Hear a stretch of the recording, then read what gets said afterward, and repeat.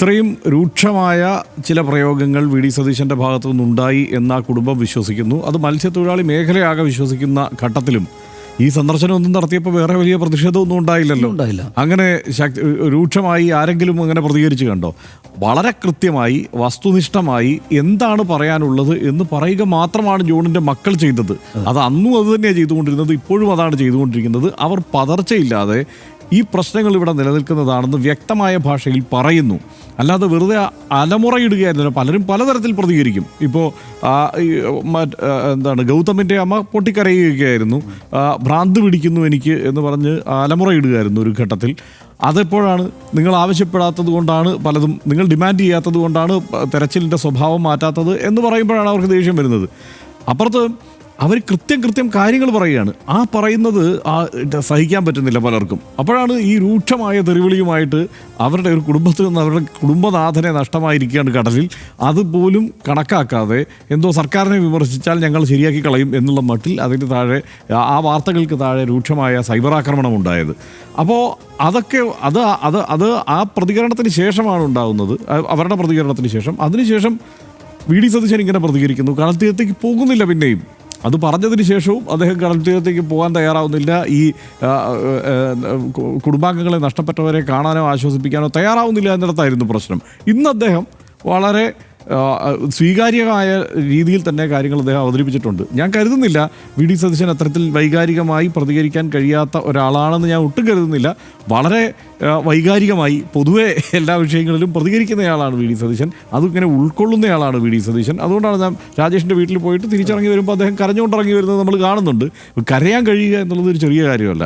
അപ്പോൾ അങ്ങനെ കരഞ്ഞുകൊണ്ടിറങ്ങി വരുന്നത് നമ്മൾ കാണുന്നുണ്ട്. അതെല്ലാം ഉള്ളപ്പോഴും അദ്ദേഹം ഒരു ഭരണാധികാരി എന്ന നിലയിൽ അദ്ദേഹം ആക്ട് ചെയ്യേണ്ട രീതിയിലാണോ ആക്ട് ചെയ്തത് എന്നുള്ള സംശയം ന്യായമായിട്ടുണ്ട്. ആ പരാമർശം പിൻവലിച്ചിട്ടില്ലെങ്കിൽ ഇല്ല എന്ന് തന്നെ നമുക്ക് പറയേണ്ടി വരും. ഇപ്പോൾ ഞാൻ ആലോചിക്കുന്നത് അന്ന് വി എസ് അച്യുതാനന്ദൻ, അന്ന് അദ്ദേഹം യോഗി ചുഴലിക്കാറ്റടിക്കുന്ന കാലത്ത് അദ്ദേഹം അന്ന് പ്രതിപക്ഷ നേതൃപദവിയിൽ നിന്ന് മാറി അദ്ദേഹം ഭരണപരിഷ്കാര കമ്മീഷൻ അധ്യക്ഷനായി മാറിയിരിക്കുന്ന സമയത്താണ് ഓഖി ചുഴലിക്കാറ്റടിക്കുന്നത്.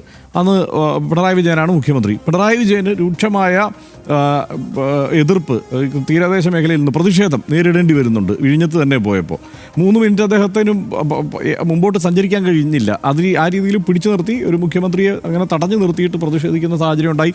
അതിനോട് പിണറായി വിജയൻ പ്രതികരിച്ചതിനെതിരെയും പല വിമർശനങ്ങളും ഒക്കെ ഉണ്ടായിരുന്നു ആ കാലത്ത്. പക്ഷേ അന്ന് വി എസ് അച്യുതാനന്ദന് ഈ സംഭവം ഉണ്ടാവുന്ന ഘട്ടത്തിൽ തന്നെ, അതായത് ഓഖി ചുഴലിക്കാറ്റൊടിക്കുന്ന ഘട്ടത്തിൽ തന്നെ അദ്ദേഹം ആവശ്യപ്പെടുന്നത് എനിക്ക് തീരത്ത് പോകണം എന്നുള്ളതാണ്. തീരദേശത്ത് ഈ ആളുകളെ കാണാൻ പോകണം എന്നുള്ളതാണ്. അപ്പോൾ അവിടെ ആളുകൾ വല്ലാതെ രോഷാകുലരായി നിൽക്കുകയാണ്. എന്നിട്ട് ബിഷപ്പ് സൂസേപ്പാക്യത്തെ, അദ്ദേഹത്തിൻ്റെ ഓഫീസിൽ നിന്നുള്ള ഒരു ബിഷപ്പ് സൂസേപ്പാക്യത്തെ വിളിച്ച് ചോദിക്കുന്നു അവിടേക്ക് പോകുന്നത് ശരിയാണോ. അദ്ദേഹം ബിഷപ്പ് നിർദ്ദേശിച്ചത് എന്താണെന്നറിയോ? തൽക്കാലം പോകരുത്.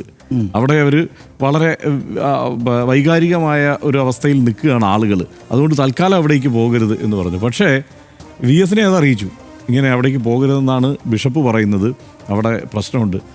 വി എസ് വലിയ പ്രശ്നമുണ്ടാവട്ടെ, അവരെന്നെ എന്തെങ്കിലും ചെയ്യുന്നെങ്കിലും ചെയ്യട്ടെ, ഞാൻ എന്തായാലും പോകും. ഒറ്റ നിലപാടെടുത്ത് അദ്ദേഹം അവിടേക്ക് പോവുകയാണ് ചെയ്തത്.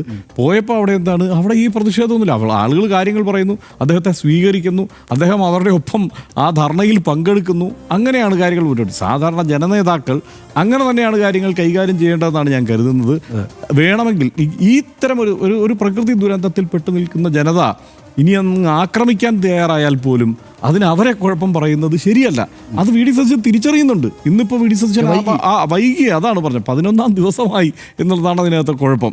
അത് അന്ന് വി എസ് ചെയ്തതാണ്. ഞാനത് എടുത്തു പറയാൻ കാരണം അങ്ങനെ ജനനേതാക്കൾ പ്രവർത്തിച്ചിട്ടുണ്ട് എന്നുള്ളത് നമ്മൾ ഓർത്തു പോകണമല്ലോ. ഇത് സംഭവിച്ച കാര്യവുമാണല്ലോ, നമുക്ക് മുന്നിലുള്ള കാര്യമാണ്.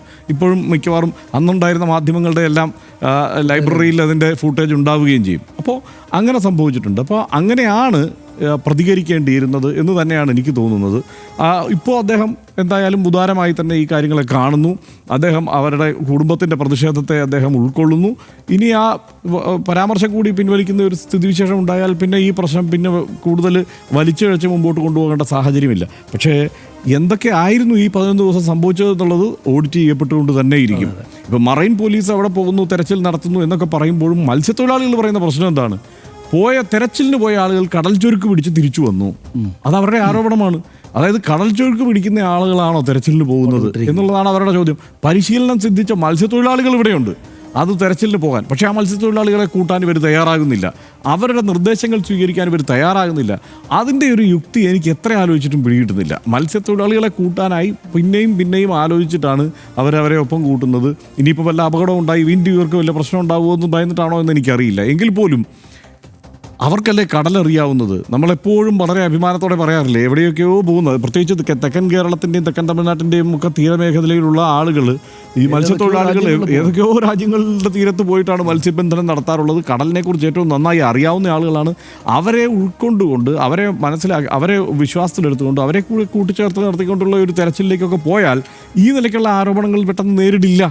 അപ്പോൾ ആ ഒരു ആലോചന കൂടി വേണമായിരുന്നു. പിന്നെ ഞാൻ പറഞ്ഞില്ലേ, സിസ്റ്റത്തിൽ ഒരു കുഴപ്പം സംഭവിച്ചിട്ടുണ്ട്. അല്ലെങ്കിൽ നിങ്ങൾ ഡിമാൻഡ് ചെയ്യാത്തത് കൊണ്ടാണ് ഞങ്ങൾ തെരച്ചിൽ കാര്യക്ഷമമാക്കാത്തത് എന്ന് ഗൗതമിൻ്റെ അമ്മയോട് ആ ഉദ്യോഗസ്ഥർ പറയില്ലായിരുന്നു എന്നുള്ളതാണ്. ഇന്നിപ്പോൾ ഉദ്യോഗസ്ഥരുടെ രീതിയിലും മാറ്റം വന്നിട്ടുണ്ട്. ഇന്നിപ്പോൾ ഉദ്യോഗസ്ഥർ ഈ കുടുംബാംഗങ്ങളെ ചേർത്ത് പിടിച്ചുകൊണ്ട് കളക്ടർ സംസാരിക്കുന്നത് ഞാൻ കണ്ടു. അപ്പോൾ ഇത് ദുരന്തമുണ്ടാവുന്നതിന് തൊട്ടും ഒരു 11 ദിവസം, ഇപ്പോൾ 2ാം ദിവസമോ 3ാം ദിവസമോ വേണം എന്ന് നമ്മൾ കരുതുന്ന കാര്യം 11 ദിവസത്തിനിപ്പുറത്താണ് നമ്മൾ കാണുന്നത് എന്നുള്ളതിലെ പ്രശ്നമുണ്ട്. അത് സിസ്റ്റത്തിൻ്റെ ഒരു പ്രശ്നം കൂടിയാണ്. അത് തീർത്താൻ കാര്യക്ഷമമായ ഇടപെടൽ സർക്കാരിൻ്റെ ഭാഗത്തു നിന്ന് ഉണ്ടാകേണ്ടതുണ്ട്.